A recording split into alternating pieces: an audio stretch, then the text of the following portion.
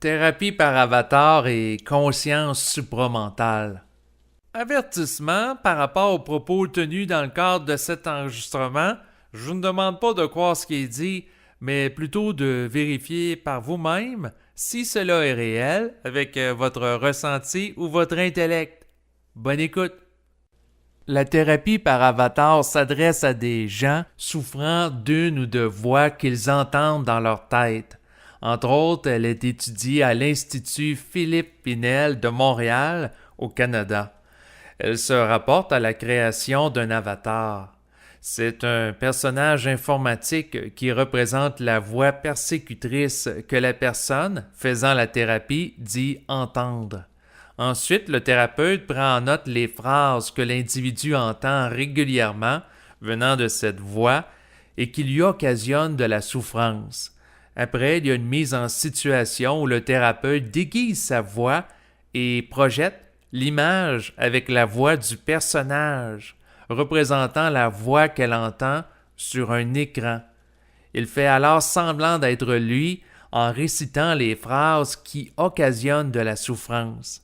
La personne vivant la thérapie observe l'image projetée sur l'écran en entendant simultanément ce personnage lui parler. Donc, cette thérapie s'avère un entraînement virtuel et éducatif visant à ce que la personne qui consulte apprenne à composer avec une voix persécutrice de manière à ne plus en souffrir. Le but est d'amener la personne qui souffre d'une voix qu'elle entend, lui prononcer des propos agressants, à s'affirmer devant elle. La thérapie l'amène à être capable de la contester et de se distancer de ses propos en n'y croyant pas et à modifier son rapport avec elle pour ne plus qu'elle perturbe sa vie.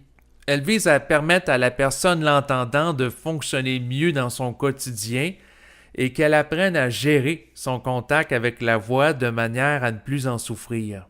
La thérapie par avatar rejoint l'instruction supramentale par rapport au fait qu'elle amène l'individu à apprendre à s'affirmer devant les voix persécutrices qu'il peut percevoir et ne pas les croire et se libérer de leur influence.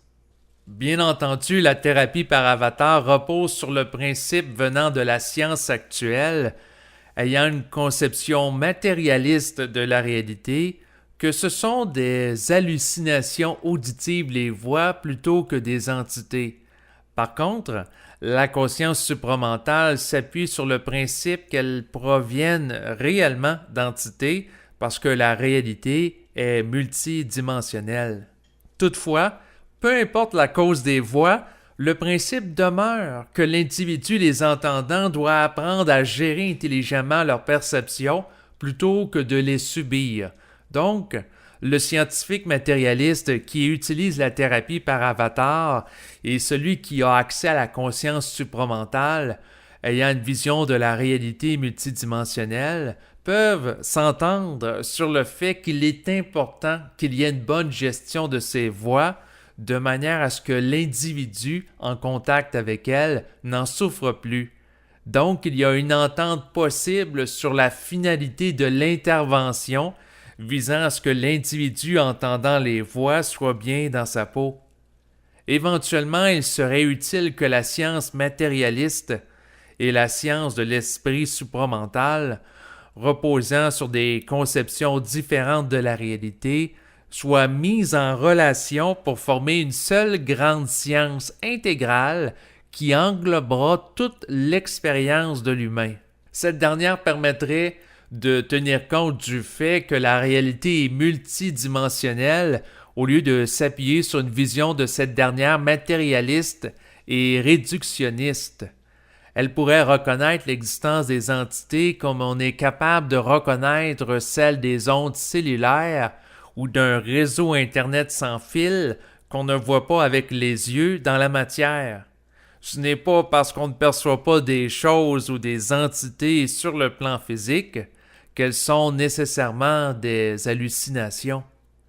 Ce qui va amener un changement de perception du professionnel de la relation d'aide à l'égard du phénomène des entendeurs de voix, c'est le fait de l'expérimenter également et de connaître une mutation de conscience sur une base individuelle, lui permettant de percevoir des choses qu'il ne percevait pas avant.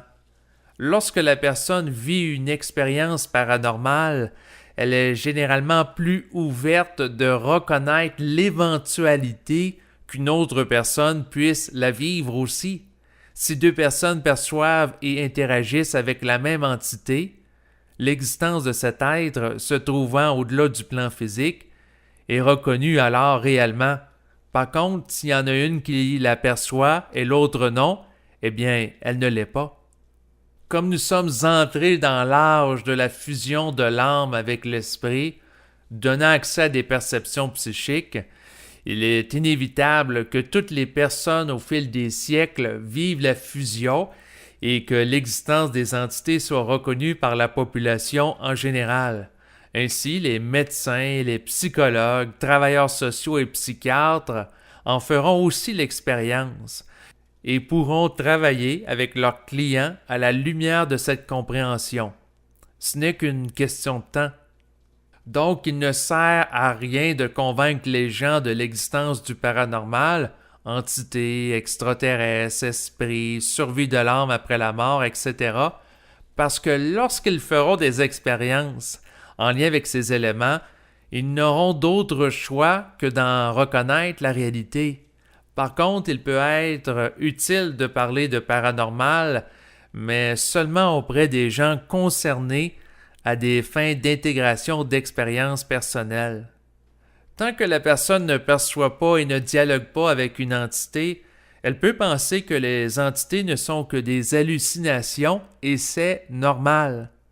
Si on cherche à convaincre quelqu'un de quelque chose, qu'elle ne fait pas l'expérience, cela n'est pas approprié parce que cet agissement vise à l'amener à croire plutôt qu'à savoir par elle-même. D'ici le moment où les gens auront accès aux mêmes perceptions psychiques, l'individu conscient de l'existence des entités et capable de gérer leur rapport avec elles intelligemment n'a qu'à contenir le temps qu'une masse critique de gens vivant des expériences paranormales soit suffisamment grande pour parler davantage ouvertement de ses perceptions. Sinon, elle peut juste en parler sur une base individuelle avec les gens concernés, étant donné que les autres ne peuvent pas le comprendre. Voilà ce qui termine la lecture du texte qui s'intitule « Thérapie par avatar et conscience supramentale » que vous pouvez retrouver en cliquant sur le lien en bas de cet enregistrement.